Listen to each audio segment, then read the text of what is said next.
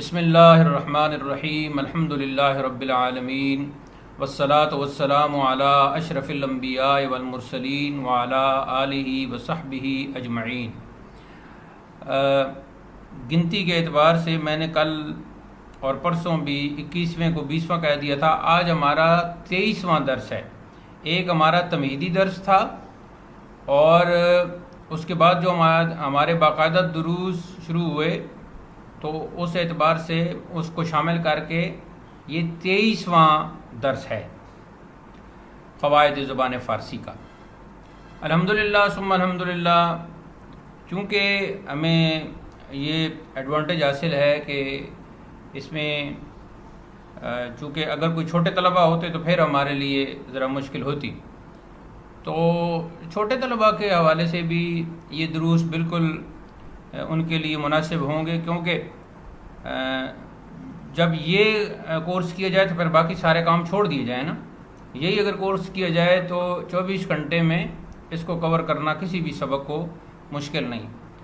تو یہ 23واں سبق ہے، اور اگر یہ روزانہ ایک سبق بھی ہو تو کوئی ایسی بات نہیں۔ ہاں، اس میں یہ ہے کہ مثال کے طور پر بعض چیزیں ایسی ہوتی ہیں، جیسے کوئی لغات ہیں تو ان کے معنی بعض اوقات بھول سکتے ہیں، کسی مصدر کا معنی کسی وقت بھول سکتا ہے، لیکن وہ کوئی نہیں، وہ تو جب آپ نے تحریر کر دیا ہے تو پھر دوبارہ آپ مطلوبہ مصدر کا معنی وہاں دیکھ سکتے ہیں۔ تو یہ دوران طالب علمی میں ایسے جو ہے وہ بار بار ہوتا رہتا ہے۔ شین کے مصادر ہم پڑھ رہے تھے غالباً، اور شگافتن، یہ شگافتن، شگاف کرنا، چیرنا، اس کا فعل مضارع بنتا ہے جی شگافد، تو پھر شگافی سے فعل امر بنے گا بشگاف، تو پھر اس سے اس میں فاعل بن جائے گا شگافندہ۔ تو اس میں فاعل بناتے وقت ظاہر ہے فعل امر کی جو با ہے جو بطور زینت ہوتی ہے وہ تو ہٹ ہی جاتی ہے نا، شگافندہ۔ اور اس میں فاعل سمائی اس کا جو شگاف لگا کے مختلف اسماء اس کے ساتھ اٹیچ کر کے اس کے ساتھ شامل کر کے بناتے رہتے ہیں۔ جیسے اب جو یہ سخت پہاڑ ہوتا ہے تو اس میں غار وغیرہ بناتے ہیں، تو اس سے سخت پتھر کھود کے تو اسے کہتے ہیں خارا شگاف۔ تو خارا شگاف کا مطلب ہوا سخت پتھر کو کا شگاف کرنے والا، سوراخ کرنے والا۔ تو ہمارے ہاں ادھر اٹک میں بھی رواج پہلے تھا، اب بھی ہمیں نظر آتے ہیں، لیکن وہ کچھ ہمارے علاقے میں جو مٹی کے تودے تھے ادھر زیادہ ہیں، لیکن پتھروں کے بھی ہیں۔ ایک میں نے سنا ہے کہ کوئی یا تو وہ خیبر پختونخوا میں ہے یا پھر وہ بلوچستان میں جگہ ہے، جو انہوں نے پہاڑ کو صرف چھوٹا سا شگاف نہیں کیا، چھوٹا سا اس میں کمرہ نہیں بنایا، بلکہ بہت لمبی غار بنائی، اور اس کو وہ قرآن مجید وہاں رکھا ہے۔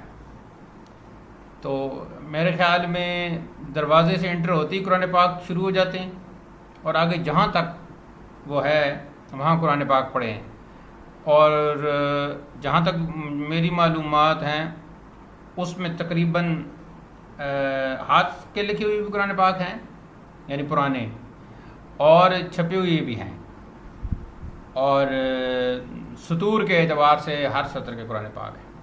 اچھا یہ بھی دیکھیں نا، وہ انا نحن نزلنا الذکر و انا لہ لحافظون، کہ اب طوفان کا اور سیلاب کا اثر محلات پر ہو سکتا ہے، لیکن پہاڑ پر اس کا اثر جو ہے وہ بہت کم ہوگا لیکن کم ہوگا۔ تو پھر پہاڑ کا بھی انتخاب بہت اچھا کیا ہوگا۔ تو اس میں انہوں نے بہت ہی بڑا لمبا شگاف کر کے وہاں قرآن مجید رکھے ہیں۔ اللہ تعالیٰ ان کو مزید ہمت دے۔ وہاں کئی لوگ ہیں جو قرآن محلی اسے آپ کہہ سکتے ہیں، یا جبل قرآن کہتے ہیں، جو بھی انہوں نے کوئی خاص نام رکھا ہوگا۔ تو اس میں مفعول تو شگافتہ بنے گا، اور شگاف جو اس کا فعل امر ہے وہی اس کا حاصل مصدر استعمال ہوتا ہے۔ ہمارے ہاں اردو میں بھی کثرت سے استعمال ہو رہا ہے۔ تو آخر میں جب ہمارے گرامر قواعد ختم ہوں گے اور کچھ لغات ہم پڑھ رہے ہوں گے، تمرین کر رہے ہوں گے، تو اس وقت آپ مجھے ضرور یاد دلائیے. میں کچھ الفاظ آپ کو وہ ضرور لکھواؤں گا جو ہیں تو فارسی کے، لیکن اردو میں ان کا معنی اور ہے، فارسی میں ان کا معنی اور ہے. یعنی فارسی والوں نے اپنے خاص معنی کے لیے بنائے اور اردو والوں نے ان کا ایک اور معنی لے لیا.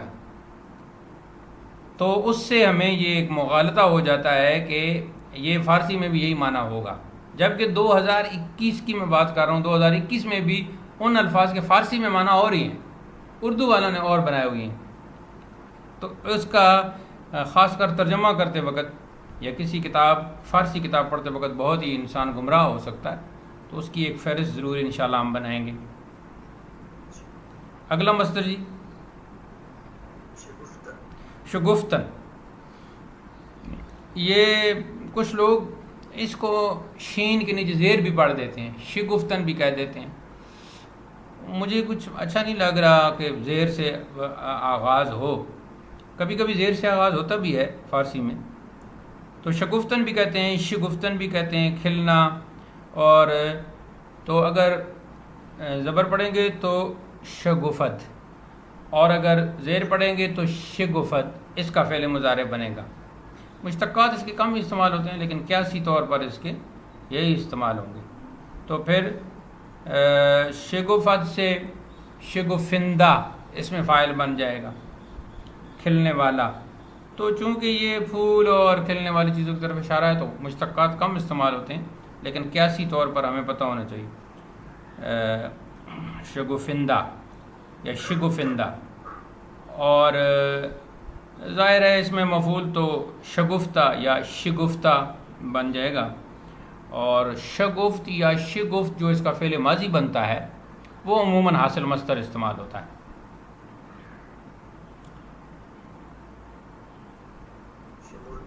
شمردن، اس کے بارے میں بھی یہ ہے کہ شین کے اوپر پیش بھی پڑھتے ہیں اور بعض لہجوں میں شین کی زیر بھی پڑھ دیتے ہیں، شمردن.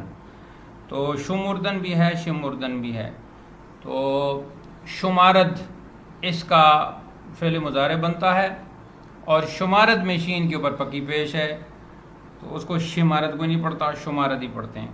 تو پھر شماری سے فعل امر بن جائے گا شمار، اور اس سے پھر اس میں فاعل بنے گا شمارندہ. یعنی کہ آپ کو یاد ہوگا، مجھے تو یاد ہے ہمارا ریاضی ایسا ہی ہوتا تھا، شمار کنندہ، حاصل ضرب اور منفی، اور ذو اضعاف اقل پڑھنا بھی نہیں آتا تھا. اس سے پھر شمار لگا کر اس میں فاعل سمائی بھی کثرت سے استعمال ہوتا ہے. تو جیسے کہ کوئی آدمی غمگین ہو یا مریض ہو اور وہ کھلے آسمان کے نیچے بیٹھا ہو، تو پھر وہ اپنا وقت گزارنے کے لیے اوپر دیکھتا ہے تو جو تارے ہوتے ہیں ان کو گنتا رہتا ہے، وہ وقت گزاری. تو اس سے پھر اختر شمار نکلا ہے. تو ایک اس میں فاعل سمائی لکھیں جی، اختر شمار، ستارہ یا ستارے گننے والا. اختر ویسے تو ایک ستارے کو کہتے ہیں، لیکن ایسے مقامات پر ایز اے ہول استعمال ہوتا ہے. لفظ مفرد ہوتا ہے لیکن معنی اس کا جمع ہوتا ہے. تو اختر شمار کا مطلب یہ ہوگا تارے گننے والا، نہ کہ تارہ گننے والا، کیونکہ تارہ تو گننا، ایک تارے کو کیا گننا. تو ایسے آپ اپنے پاس سے بھی شمار کے ساتھ فارسی یا عربی یعنی ہندی اور پنجابی کا مت لگائیے گا، جیسے آج کل. اچھا آپ دیکھیں یہ بہت غلط ہے، یہ آپ کبھی بھی استعمال نہ کیجیے گا، کمپوز شدہ. اچھا بھائی وہ کمپوزڈ ایسے کہہ دو، وہ جس زبان کا لفظ ہے وہ ایسے کہو، کمپوزڈ کہو. اور دوسرا کہتے ہیں جی ترین لگاتے ہیں انگریزی کے ساتھ، ہے جی فراڈیا ترین، اس کو فراڈیا پہلے پنجابی سٹائل بنایا، پھر اس کے ساتھ ترین لگا دی. تو یہ کم از کم فارسی کا جو ہے نا، فارسی پڑھنے کے بعد آپ اس طرح کے الفاظ سے ضرور جو ہے وہ گریز اختیار کریں. تو ظاہر ہے پھر اس میں مفعول تو شمردہ بن جائے گا، شمردہ کہیں یا شمردہ کہیں.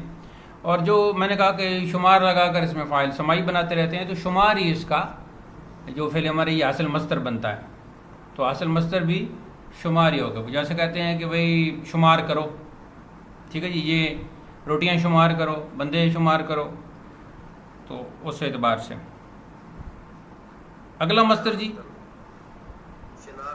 جی شناختن، اس کا فعل مضارع بنتا ہے شناسد، اور تو فعل امر بن جائے گا شناس، تو پھر اس سے بنے گا جی شناسندہ. یہ وہ ان کلمات میں آ گیا ہے جن میں مثلا سین اور شین اکٹھا ہو جانا، شین اور زائے کا اکٹھا ہو جانا، یہ وہ ہے کہ جو زبان پر ثقالت پیدا کرتے ہیں.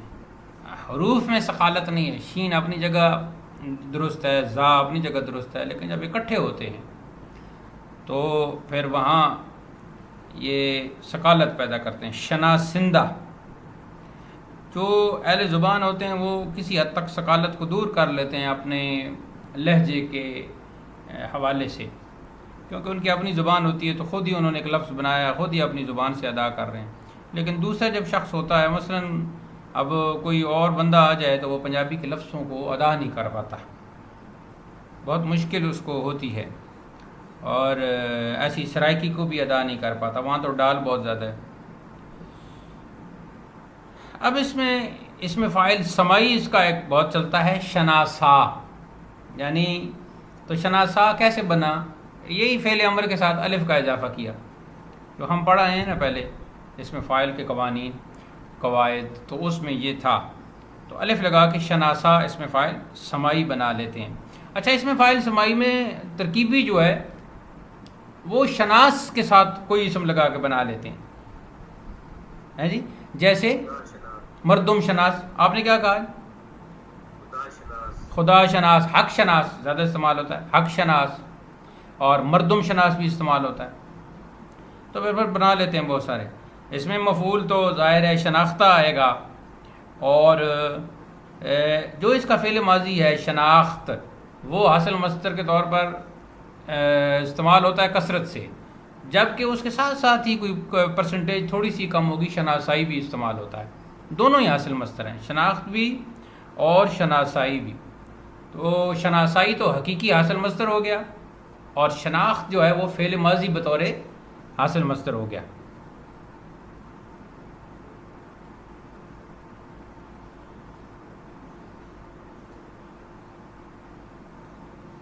آگے کیا ہے جی؟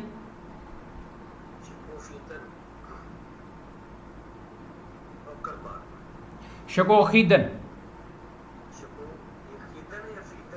خا ہے خا.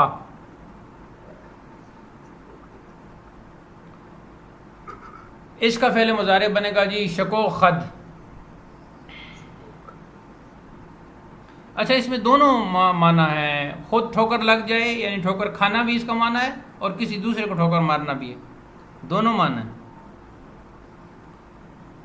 اور اس کا پھر شکوخی سے بن جائے گا جی فعل امر شکوخ، تو پھر شکوخندہ. اب شکوخندہ کے دونوں معنی ہوں گے، ٹھوکر کھانے والا اور ٹھوکر مارنے والا.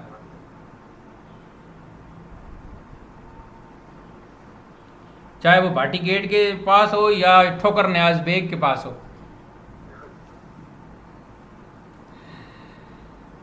اب اس جو میں نے جملہ کہا ہے نا، اس جملے کا لطف صرف لاہوری لے سکتا ہے.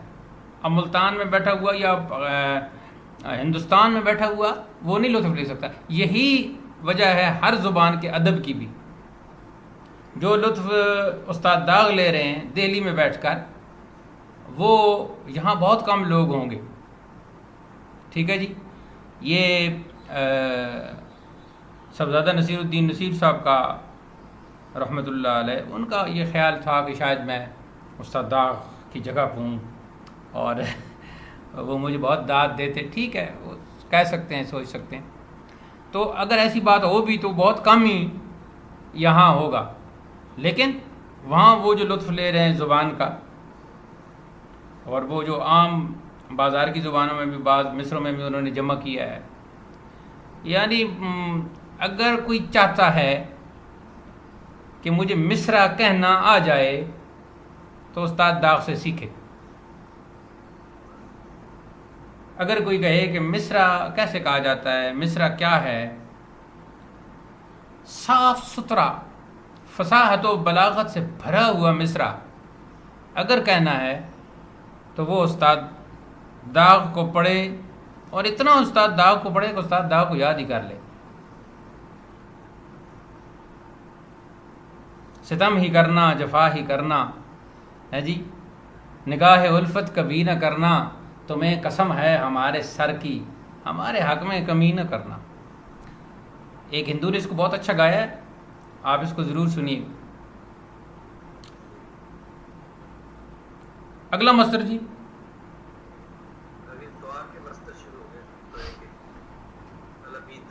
طلبیدن. یہ وہ مصدر ہے جو انہوں نے طلب عربی کا لفظ لے کر اس کے ساتھ یا دال نون کا اضافہ کر لیا ہے. ہم پڑھیں گے کہ یہ مصدر کیسے بنتے ہیں. تو ایک مثال یہ بھی ہے، اس کو آپ انڈر لائن کر دیں یا ڈبل لائن لگا دیں. تو اس کا مصدر فعل مضارع بنے گا جی طلبد. تو اس میں تھوڑا سا آپ نے استعمال ہوتا رہتا ہے عام بول میں، لیکن لام کے اوپر زبر ہمیشہ اپنی زبان پہ جاری کر لیں. طلب، تو طلبیدن کے بجائے طلبیدن. اس میں دونوں معنی ہیں، یعنی آپ کوئی شخص دور کھڑا ہے اس کو اپنے پاس بلاتے ہیں، یہ بھی طلبیدن ہے. اور ایک کوئی چیز آپ چاہ رہے ہیں آپ کو، تو اس جب آپ کوئی چیز چاہ رہے ہوتے ہیں تو اس وقت بولتے ہیں جی مجھے علم کی طلب ہے، تو پھر اس اعتبار سے میں طالب علم. یہ تو ہو گیا طلب بمعنی چاہنا، یعنی ایک کسی چیز کی خواہش کرنا، وہ جس میں وہ کہتے ہیں کہ وانٹ جو ہے نا وہ استعمال. ایک ہے کہ دور کوئی شخص کھڑا ہے اس کو آپ بلا رہے ہیں، تو یہ بھی طلبیدن ہے. اچھا جی، طلبت اس کا فعل مضارع ہو گیا، اور پھر اس کا طلبی سے بن گیا جی طلبندہ. مجھے کچھ اچھا نہیں لگ رہا، لیکن اس میں فاعل قیاسی یہی بنے گا طلبندہ، طلب کرنے والا یا چاہنے والا. اور اس میں پھر اس میں فاعل سمائی جو ہے وہ گار لگا کے تو اس کے ساتھ بنا لیتے ہیں طلبگار. اب طلبگار کا معنی کیا ہوگا؟ دونوں معنی ہوں گے، بلانے والا اور چاہنے والا.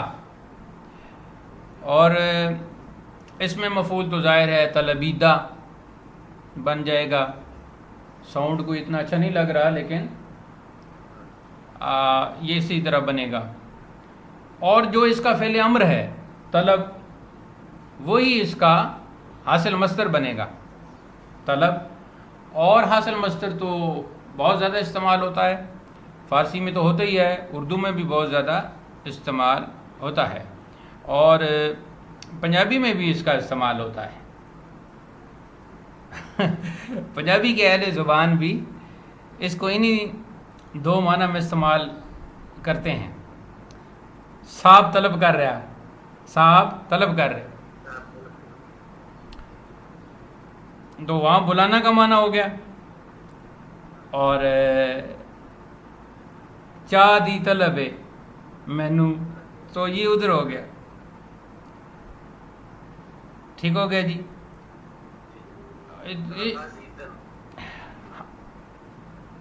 غین کی شروع ہو گئے ترازیدن. ہاں، اس میں کچھ لوگ جو ہیں وہ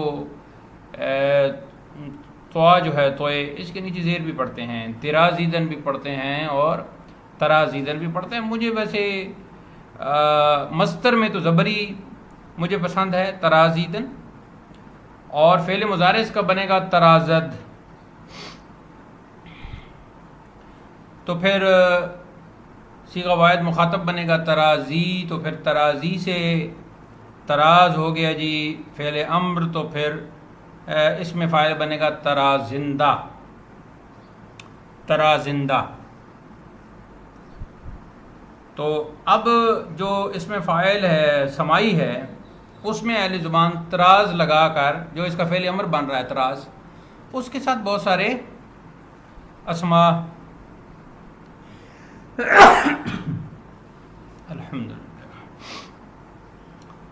تو جیسے صورت تراز، صورت بنانے والا. اب جو کوئی ترازیدن کا مطلب یہی ہے نقش کرنا، نقش بنانا، بعض اوقات خوبصورت کرنا بھی اس کا معنی آ جاتا ہے. تو صورت تراز کا مطلب ہوگا صورت بنانے والا. اور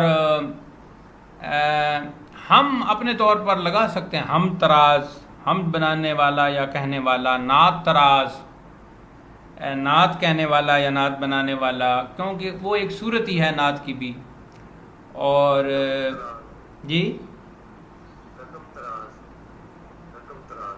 رقم تراز بالکل ٹھیک ہے، رقم بمانا جب تحریر ہو تو یہ استعمال ہوتا ہے. اس میں اب جب اس میں فاعل سمائی ہم کہہ رہے ہوں تو اس وقت تراز بھی کہہ دیں تو وہ چل جائے گا. اس میں مفعول ظاہر ہے اس کا ترازیدہ بنے گا، اور جیسا کہ ہم نے اس میں فاعل سمائی کی بات کی وہاں بھی، اور تو حاصل مصدر اس کا تراز یا تراز بنتا ہے.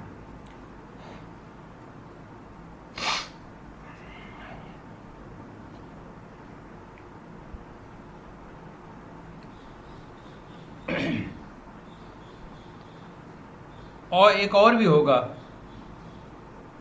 تو سے بننے والا ایک اور بھی ہوگا. اچھا تبیدن جو ہے وہ پھر تا میں لکھوا دیا ہے، تا سے بھی لکھتے ہیں. یہ جو جدید فارسی والے ہیں یہ طوا سے لکھتے ہیں، اس پٹی میں لکھتے ہیں تپیدن. تو قدیم جو ہیں وہ تا میں لکھتے ہیں. وہ تا میں ہم پڑھا ہیں تپش اس کا. آگے غین کے شروع ہو گئے جی. جی غین کا پہلا کون سا ہے؟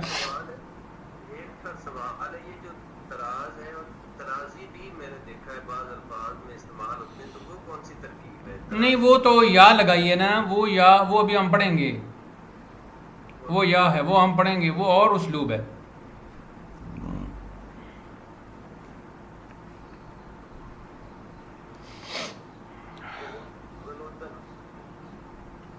غنودن اونگنا، اس سے فعل مضارع کم ہی استعمال ہوتا ہے. غنود، غنود کچھ کہتے ہیں، کچھ جو ہے وہ غین کی پیش کو بھی ادھر بھی ملوز خاطر رکھتے ہیں، تو پھر کیا بن جائے گا غنود. ٹھیک ہے جی. اور عام اس کو ذرا سہولت کے لیے غنود بھی پڑھ سکتے ہیں، شعر میں غنود بھی آ سکتا ہے غنود. تو پھر غنوی سے بنے گا غنوندہ، غنوندہ یا غنوندہ.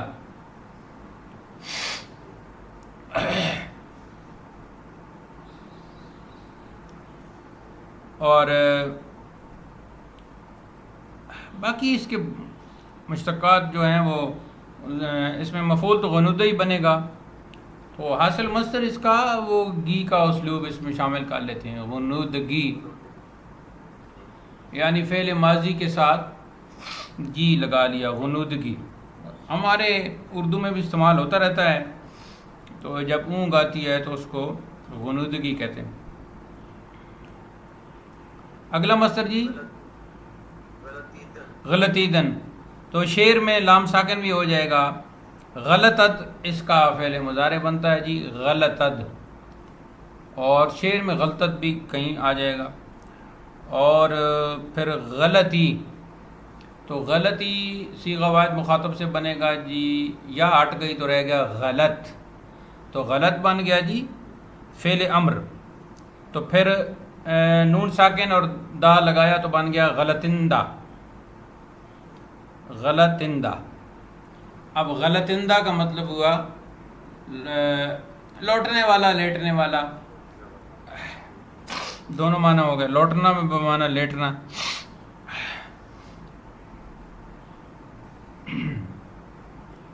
اس کے بعد جی اس کا جو ہے وہ اس میں فاعل سمائی جو ہے وہ غلطان، نون غنہ کرو تو پھر غلطاں استعمال ہوتا ہے، اور اس میں مفعول تو غلطیدہ آ جائے گا، غلطیدہ. اور اس کا اصل مصدر تو عموماً نہیں لکھا جاتا، لیکن فعل امر اس کا بن جائے گا غلط، کیونکہ یہ استعمال ہوتا ہے.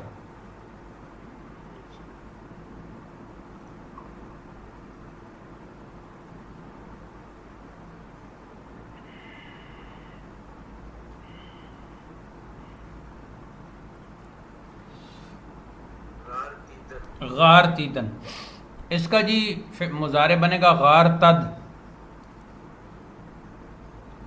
مشتقات کم ہی سارے استعمال ہوتے ہیں، لیکن قیاسی طور پر غارتی سے پھر اس میں فاعل بنے گا غارتندہ،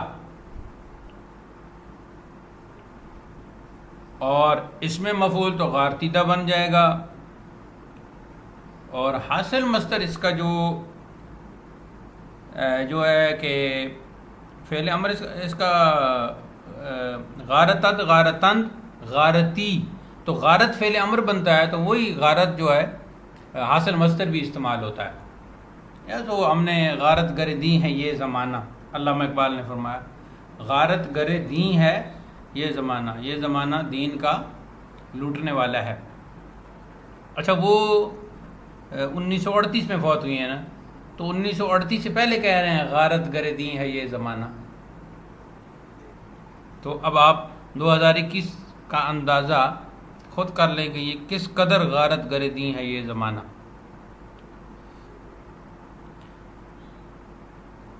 غین کا کوئی رہتا ہے؟ غین کے ختم ہو گئے.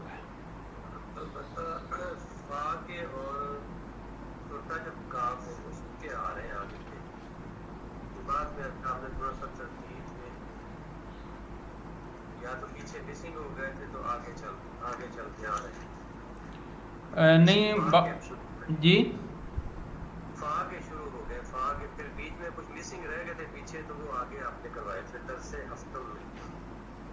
اچھا جی، ہاں وہ غین کے بعد تو فا ہی ہے نا، غین کے بعد تو ویسے بھی ترتیب میں بھی فا ہی ہے جی. فا میں پہلا کون سا لکھا آپ نے؟ فرمودن. فرمودن، فرمانا. فرماید اس کا فعل مضارع بنے گا، اور پھر فرمائی سے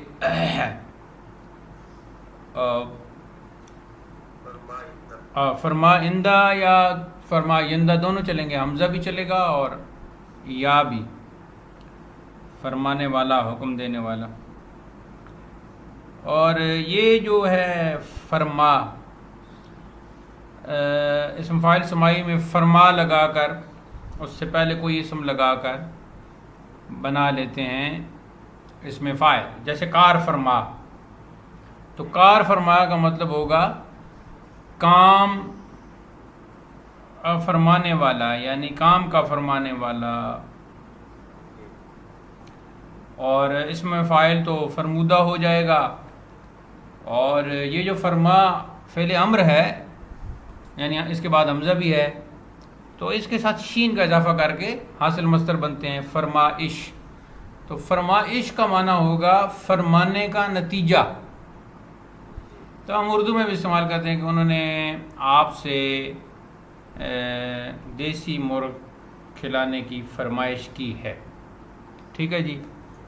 تو اب ظاہر جملے بولنے ہیں تو جملے بھی تو تر و تازہ ہونے چاہیے نا. اور انہوں نے یہ بھی فرمائش کی ہے کہ وہ دیسی گھی میں پکاؤ، اور انہوں نے یہ بھی فرمائش کی ہے کہ دن کیا کھانا ہو. اب رات کے مسائل بھی ہوتے ہیں شکم کے حوالے سے، تو دن کو اگر کچھ خدا نخواستہ ہو جائے تو بندہ دوا بھی کر لیتا ہے. تو یہ فرمائش اس کا اصل مصدر ہے جی، اور یہ اصل مصدر بہت زیادہ چلتا ہے. بے تکی اور ایسی فرمائش نہیں کرنی چاہیے جو دوسروں کو، وہ کیا لفظ میرے ذہن میں آ رہا تھا، آزمائش میں ڈال دیں. فرمائش آزمائش میں نہ ڈالے. آزمائش بھی حاصل مصدر ہے. ایک حاصل مصدر, ایسا حاصل مصدر استعمال نہ کرو جو دوسرے حاصل مصدر کو نقصان پہنچائے.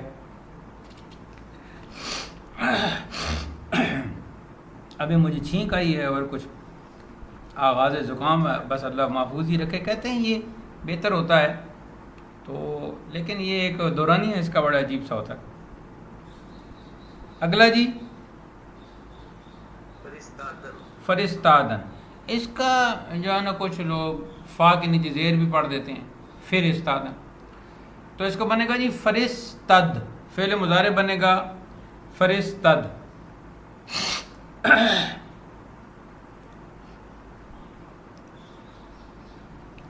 تو پھر اس کا فرستی سے بنے گا جی فعل امر فرست. تو پھر اس سے اس میں فاعل قیاسی بنے گا فرستندہ, فرستندہ. تو فرستندہ, اور اس میں مفعول فرستادہ بن جائے گا. حاصل مصدر اس کا استعمال نہیں ہوتا. آگے جی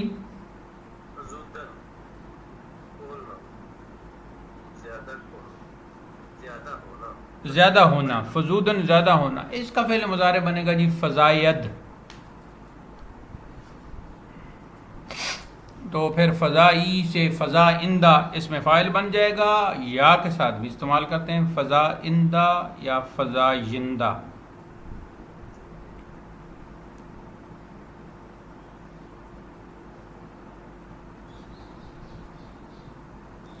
اور اس میں مفعول فزودہ بنے گا. اور جیسے افزودن تھا نا, تو یہ ایک ہی بات ہے, افزودن اور فزودن ایک ہی بات ہے. تو پھر وہاں افزائش بنایا تھا, تو یہاں فزائش اس کا اصل مصدر بن جائے گا الف کے بغیر. تو جو جہاں الف والے ہیں حقیقت میں تو وہ الف والے ہیں, لیکن کہیں کہیں الف کو ہٹا کے, تو اس لیے پھر وہ فا کی پٹی میں آ گیا. اگلا مصدر جی فسردن ٹھٹھرنا. مشتقات اس کے کم ہی استعمال ہوتے ہیں. تو جیسے ہم نے افسردن پڑھا تھا, تو اس میں افسرد اس کا فعل مضارع تھا. تو اب الف کو ہٹائیں گے تو فسرد اس کا فعل مضارع بنے گا. تو پھر فسری سے فسرندہ, یعنی افسرندہ فسرندہ, اس میں فاعل بنے گا. اور اس میں مفعول تو اس کا واضح ہو گیا فسردہ. حاصل مصدر اس کا کوئی نہیں آتا. اس میں اگر کوئی مسئلہ بنے ایسے مصادر میں, تو اس کے جو الف کے مصادر ہے وہاں چلے جائیں, تو وہاں سے پھر پڑھنے میں آسانی ہو جائے گی. جی فشاندن, جی جھاڑنا. فشاند اس کا فعل مضارع بنے گا فشاند. تو یہ افشاند بھی استعمال ہوتا ہے. تو پھر فشانی سے بنے گا جی فشانندہ.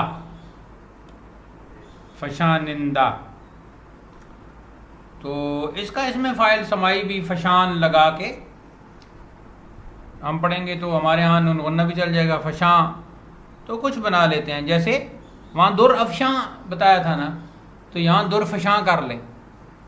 در فشاں یعنی در فشان نثر میں آئے گا در فشان, اور شعر میں آئے گا در فشاں. شعر میں نون آ بھی سکتا ہے اور کثرت سے نون غنہ استعمال ہوتا ہے. اور جدید جو اہل زبان ہیں ایرانی, وہ ان کے ہاں نون غنہ نہیں ہے. تو سوال پیدا ہوتا ہے کہ پھر وہ وزن میں کیسے پڑھتے ہیں, تو وہ نون کو جلدی سے پڑھ لیتے ہیں, اتنی تیزی سے پڑھتے ہیں کہ وہ وزن میں کر لیتے ہیں.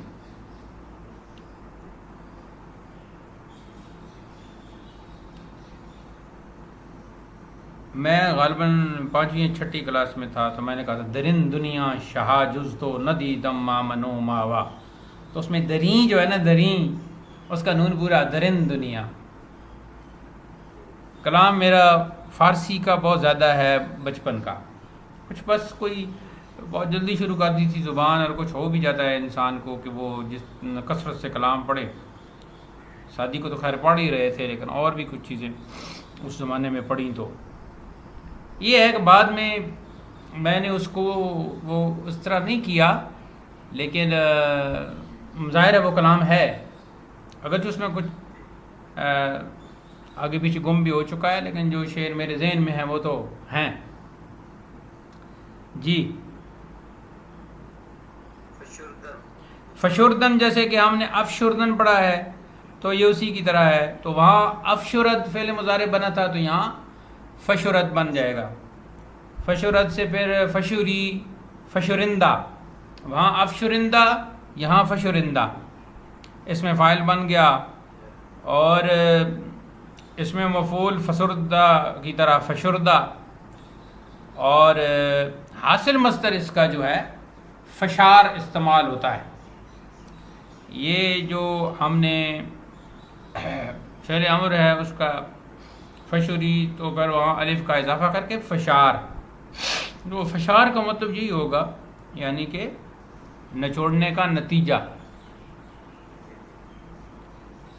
فگندن اس میں تھوڑا سا جو فشردن ہے نا، اس کا جب مصدر متعدی بناتے ہیں تو وہی فشار والا الف جو اضافہ کیا تو اس میں بھی اضافہ کر لیتے ہیں نا، تو وہ فشار سے پھر بنا لیتے ہیں، یعنی فشردن سے تو سہولت نہیں ہے نا، تو پھر فشاریدن اس کا مصدر متعدی بنا لیتے ہیں، فشاریدن، تو فشارانیدن، فشارانیدن، کیونکہ الف اور نیدن لگانا ہوتا ہے، ہم نے الف اور نیدن کو پہلے لکھیں اس کے ساتھ فشار لکھیں۔ اب کیسے پڑھیں گے ہم؟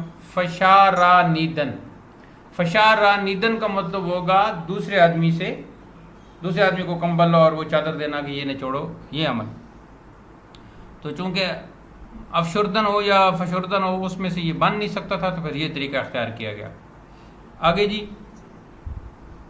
فگندن فگندن، اس میں افگندن ہم نے پڑھا ہے نا، تو ادھر فعل مضارع پڑھا تھا افگند، تو یہاں آ جائے گا فگند، فگند بھی پڑھ دیتے ہیں فگند، تو فگنی سے بنے گا فعل امر فگن، تو پھر فگندہ یا فگندہ، زبر پڑھ دیں گے فگندہ یا فگندہ، یعنی زیر کا تعلق فا کے ساتھ ہے نا، تو فگندہ یا فگندہ، دونوں کا معنی ہے پھینکنے والے، ڈالنے والے۔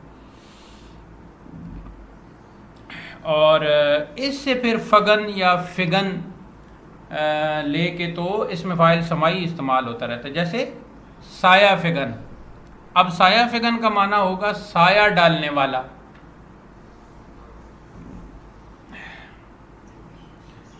آگے جی، اس میں مفعول تو ظاہر ہے فگندہ بن جائے گا۔ اچھا، یہ جو جس میں گندا، گندی، گندا آئے بہت عجیب لگتا ہے کانوں کو۔ اصل میں اگر ہم پنجابی نہ ہوتے نا پھر ہم کو یہ عجیب نہ لگتا، لیکن ہم پنجابی ہیں تو وہاں ہم اس کا اصل مصدر، پنجابی کا اصل مصدر گند استعمال کرتے ہیں، تو وہ سارا اس میں آ جاتا ہے۔ ڈسٹ بن وغیرہ یا اس طرح کی کوئی بالٹی وغیرہ نہ پڑی ہو تو لوگ دفتر میں بھی بس پھینکتے رہتے ہیں، وہ ایک کاغذ پہ لکھا 3 کپ چائے اور کوکونٹ بسکٹ اور یہ، تو وہ پھر وہ واپس لے گیا تو ادھر ہی پھینک دیا، تو وہ مجموعے کو بھی گند ہی کہتے ہیں۔ اور جھگڑا کو بھی گند کہہ دیتے ہیں پنجابی میں۔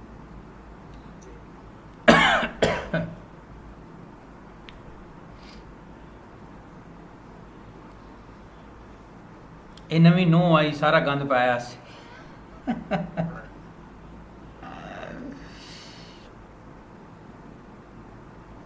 اب تو یہ ویکسین لگا کے یہ سارے طریقے ختم کر رہے ہیں، نہ نویں نو ہوئے تو نہ نواں بندہ ہوئے۔ یہودیوں کا نظریہ یہ ہے کہ تھوڑے سے بندے ہوں بس ساری چیزیں انہیں پوری آ جائیں، ساری سہولتیں انہیں مجھے، یہی ان کا نظریہ اور یہ دنیا میں لانا چاہتے ہیں، لیکن ہوگا تو وہ جو اللہ چاہے گا جل شانہ۔ اگلا مصدر جی، فہمیدن، یہ اس کو انڈر لائن کر دیں، یہ مصدر بھی عربی سے، فہم عربی کا مصدر تھا تو اس کے ساتھ انہوں نے دن لگایا، یا اور دال نون کا اضافہ کر لیا تو بن گیا جی فہمیدن۔ فعل مضارع اس کا بنے گا جی فہمد، تو پھر فہمی سے فہم یعنی بفہم، اس کا فعل امر بنے گا تو پھر فہمندہ اس میں فاعل بن جائے گا. اور اس کا جو فعل امر ہے اس کو لے کر اس کے ساتھ کوئی اسم اٹیچ کر کے اسم فاعل سمائی کثرت سے استعمال ہوتا ہے، جیسے کہ سخن فہم.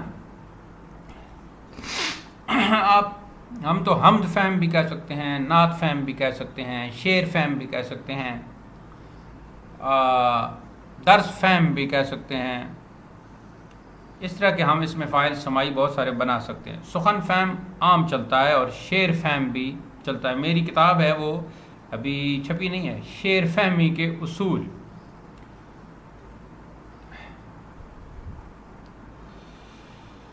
اچھا جی، یہ شعر فہمی اور جو شعر فہمی میں یا آئی ہے نا، یہی وہ ترازی والی یا ہے. اس کا اصول آگے پڑھیں گے.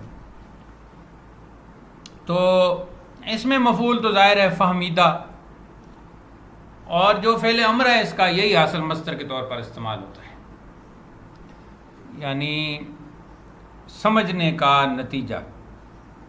کچھ لوگ کہتے ہیں کہ جی میری فہم میں کچھ ایسا ہے، کچھ کہتا ہے جی میرے فہم میں ایسا ہے. تو چونکہ یہ مصدر ہے تو یہ مذکر اور مؤنث دونوں طرح استعمال ہوتا ہے. تو آپ مصدر جو ہے اس کو آپ ہجڑا بول سکتے ہیں. تو یہ مذکر مؤنث دونوں طرح استعمال ہوتا رہتا ہے. اور کون سا رہتا ہے جی فا کا؟ فریفتن. یہ فریفتن میں دونوں معنی آ جاتے ہیں، یعنی کہ وہ فریفتہ ہو جانا، عاشق ہو جانا، اور فریب دینا بھی ہے، دھوکہ دینا بھی ہے. تو پھر فریبد اس کا فعل مضارع بنتا ہے فریبد. تو پھر فریبی سے بن جائے گا فریب فعل امر. تو اس سے بنے گا جی اس میں فاعل فریبندہ، دھوکہ دینے والا یا محبت کرنے والا، عاشق ہونے والا، فریفتہ ہونے والا. تو اس میں مفعول تو اس کا جو ہے ظاہر ہے ادھر بنے گا، اس میں با کی آواز نہیں آئے گی، یعنی فریفتہ، تو وہ فریفتہ بنے گا. اس میں فاعل سمائی جو ہے وہ فریب لگا کے بناتے رہتے ہیں.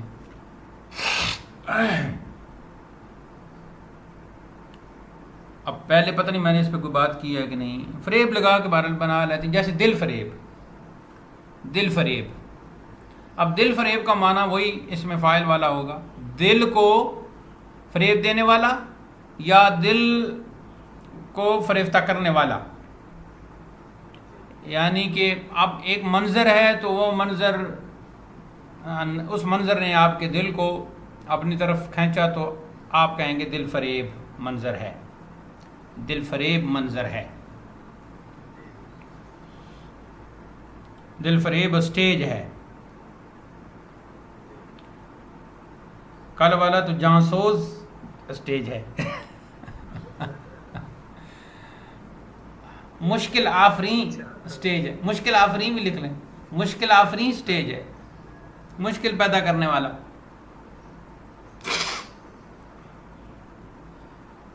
امتحان دے اسٹیج ہے، یہ بھی اس میں فاعل بن گیا. امتحان دے بھی اس میں فاعل ہے. جی کیا کہنے لگے تھے؟ ہاں جی، حاصل مصدر اس کا ویسے لکھتے تو نہیں ہے، لیکن فریب جو ہے فعل امر وہ چونکہ استعمال ہوتا رہتا ہے.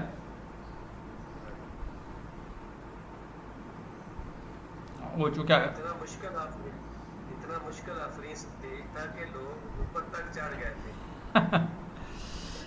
اصل میں یہ اس کو نکارہ خدا سمجھیں، اس کو تنبیہ سمجھیں، اللہ کی طرف سے تنبیہ سمجھیں. اور میرے خیال میں اگر چونکہ عقل بھی اللہ ہی دیتا ہے، تو جن کو عقل ہوگی کل انہوں نے وہ تنبیہ انہیں ہو گئی ہے.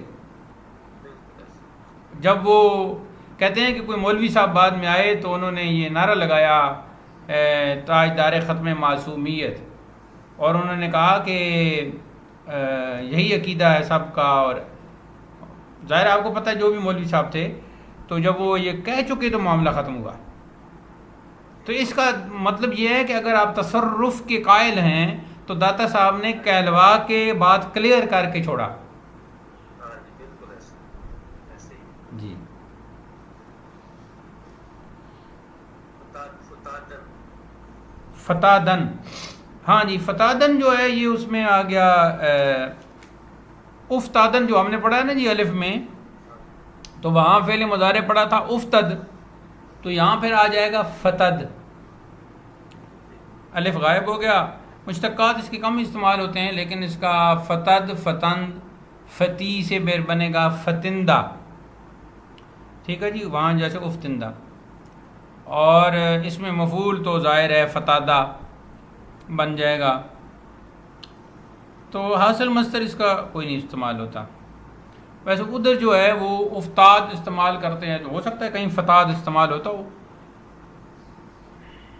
یعنی فعل ماضی سے.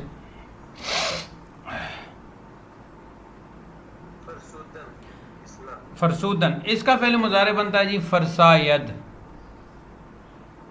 تو پھر فرسائی سے اس میں فاعل بنے گا فرسائندہ یا فرسائندہ, دونوں استعمال ہو سکتے ہیں, حمزہ کے ساتھ بھی یا کے ساتھ بھی. اور یہ جو اس کا فرسائی, اس کے ساتھ یہ الف لگا کے فرسا, تو یہ اس میں فاعل سمائی بنتا رہتا ہے. اس کے ساتھ کوئی بھی اسم اس کے شروع میں لگا لیتے ہیں, فرسا کو لاحقہ بنا لیتے ہیں. سب کا کوئی بھی اسم ہوتا ہے, تو جیسے کہ روح فرسا, جان فرسا, تو وہاں جان فرسا بھی پڑھ سکتے ہیں, نون غنہ بھی پڑھ سکتے ہیں, جان فرسا, روح فرسا. اب روح فرسا کا معنی کیا ہوگا؟ روح کو گھسانے والا, یعنی کہ روح اس سے گھس رہی ہے. اس قدر عجیب و غریب منظر ہے, خیال ہے, آنکھوں سے دیکھا ہو تو منظر ہے, اور ذہن میں آیا ہو تو خیال ہے, دونوں روح فرسا ہو سکتے ہیں. فرسودہ اس کا اس میں مفعول آ جائے گا, اور جو فعل ماضی ہے اس کے ساتھ گی لگا کے حاصل مصدر بنا لیتے ہیں, فرسودگی. اور کسی وقت ہم ادائیگی پر بھی بات کریں گے انشاءاللہ. جی کاف کے شروع ہو گئے.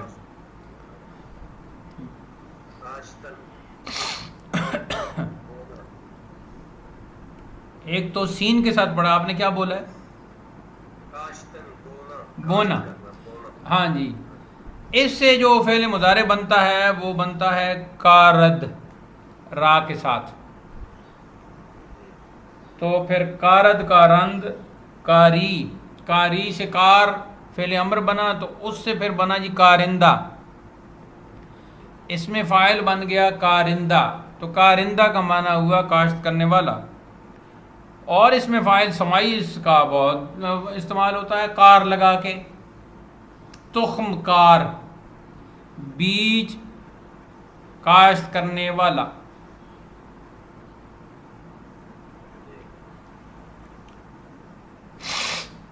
اس میں مفعول کاشتہ آئے گا, اور فعل ماضی اس کا حاصل مصدر استعمال ہوتا ہے کاشت, گنے کی کاشت. ہم اردو میں بھی استعمال کرتے ہیں, مونگ پھلی کی کاشت, گندم کی کاشت.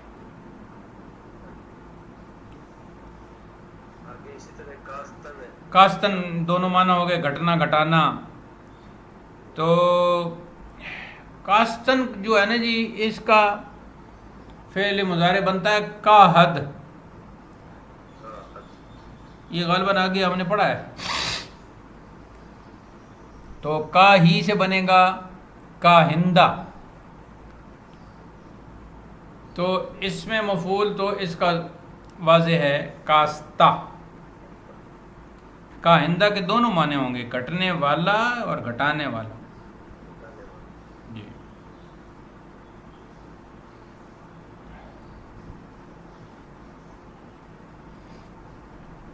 اگلا مصدر جی کاہیدن, وہی آ گیا.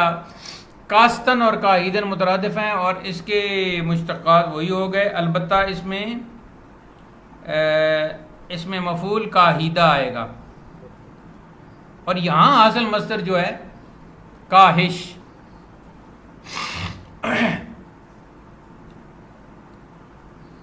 کاہش استعمال کرتے ہیں. کاہش آپ ادھر بھی استعمال کر سکتے ہیں کاستن کے ساتھ بھی. اگلا جی کشودن، کھلنا کھلنا، اس کا بنتا ہے جی کشاید، کشاید کاف کے اوپر پیش.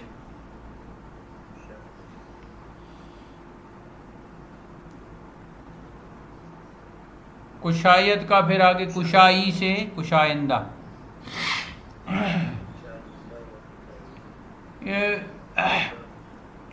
کشائندہ سے پھر آگے اس میں فاعل سمائی بھی بہت سارا بنتا ہے. اس میں جو ہے نا جی کشا لگا کے بنا لیتے ہیں. مشکل کشا ہو گیا، مشکل کو کھولنے والا.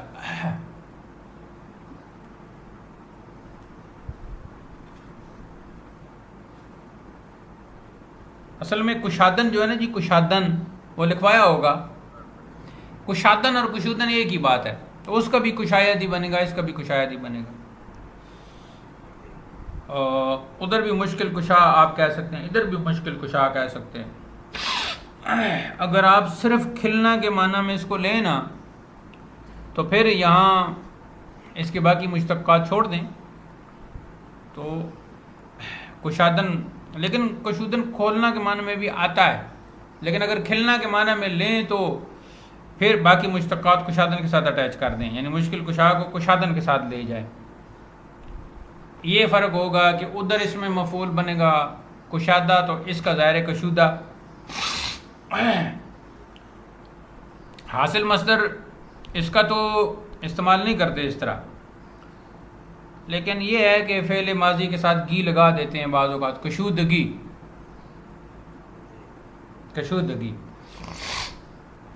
اور جو کشادن ہے اس میں تو بنتا ہے کشائش، وہ کاف کے اوپر زبر ہی پڑھتے ہیں، کشائش. تو کشائش کا معنی ہو گیا کھلنے کا نتیجہ. اس سے مجازی طور پر وسعت مال کو بھی یا وسعت علم کو بھی لے لیتے ہیں. اگلا مصدر جی کشیدن کھینچنا، اس کا فعل مضارع بنتا ہے جی کشد. تو پھر کشی سے بنے گا کشندہ، اس میں فاعل قیاسی بنے گا کشندہ.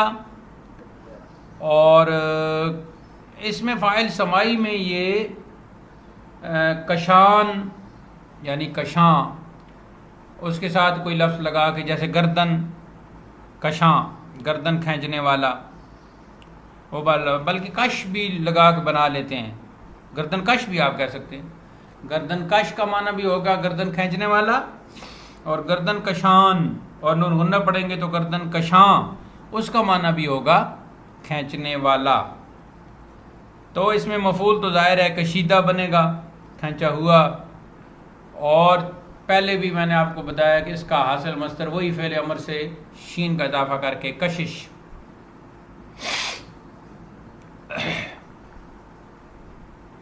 کشش اس کا حاصل مصدر بن جائے گا جی. کندن کھودنا، اس سے کند فعل مضارع بنتا ہے. تو پھر آگے بنے گا جی کنی سے کن فعل امر ہو گیا تو کنندہ. جیسے کنندہ ہوتا ہے نا وہاں پیش ہے، کنندہ کا مطلب کام کرنے والا ہے، تو یہاں کنندہ کھودنے والا. اور اس میں مفعول تو ظاہر ہے کندہ، کھودا ہوا. جیسے کہ یہ قبر کی پلیٹ میں کھود کے لکھتے ہیں تو وہ بھی کندہ ہو گیا. یہ جو نام کی تختی بھی لگاتے ہیں، کاشانہ نور خان، یہ اصل میں مجھے یہ آپ کو لفظ نہیں دینا چاہیے تھا لیکن دے دیا، اب کیا کروں، اب آپ بھی استعمال کریں گے۔ پہلے تو میں نے اپنے بھانجے کو دیا ہے کہ تم نور خان کا استعمال کر سکتے ہو۔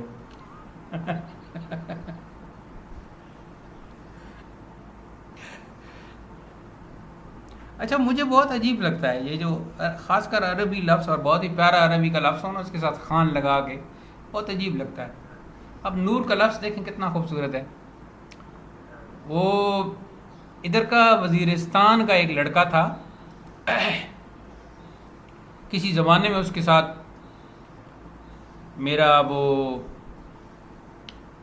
کچھ میرے پاس آتا جاتا تھا، تو ایک دن فلسفہ، جو ان کے نام کا فلسفہ ہے، اس پہ بات ہو رہی تھی۔ تو فلسفہ اس دن اس نے کھولا کہ جب بچہ پیدا ہوتا ہے ہمارے ہاں، تو ادھر بچہ پیدا ہوا، دنیا میں آیا، تو ادھر جس چیز پر پہلی نظر پڑی وہ اس کا نام ہوگا۔ اب لوٹا پر نظر پڑی تو لوٹا خان، کوزہ خان،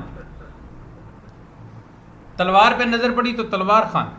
یہ اس نے مجھے یعنی ریئل بتایا، یہ ریالٹی ہے ان کی، یعنی اس میں وہ ہنسا نہیں ہے۔ تو مجھے بھی اس وقت ہنسی نہیں آئی، میں بہت حیران ہوا۔ میں نے کہا چلو فلسفہ آج پتہ چل گیا ہے۔ بڑا خطرناک سا طریقہ ہے۔ ہاں جی، یہ بہت ہی خطرناک طریقہ ہے۔ بندوق خان، تلوار خان، چاقو خان، کوزہ خان، گول خان اور سورج خان، چاند خان،